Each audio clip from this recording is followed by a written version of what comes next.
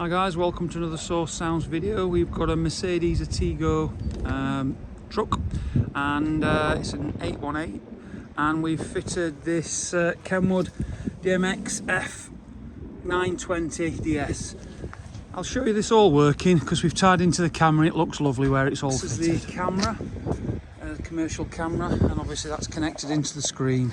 I'll show you inside the vehicle now. Right guys, so this is the unit. And obviously on a truck it's mounted high up, as you can see. So this has got DAB digital radio, Bluetooth calls, Bluetooth streaming. It's got wireless Apple CarPlay, wireless Android Auto. Also we've put the reverse camera on here, so obviously if I start the vehicle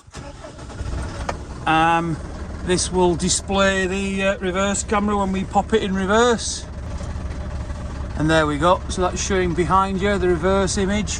Now what we've also done with this is we've put a FireStick in here. So actually in the top glove box we've made a connection, so obviously when they're parked up this could be used via a FireStick.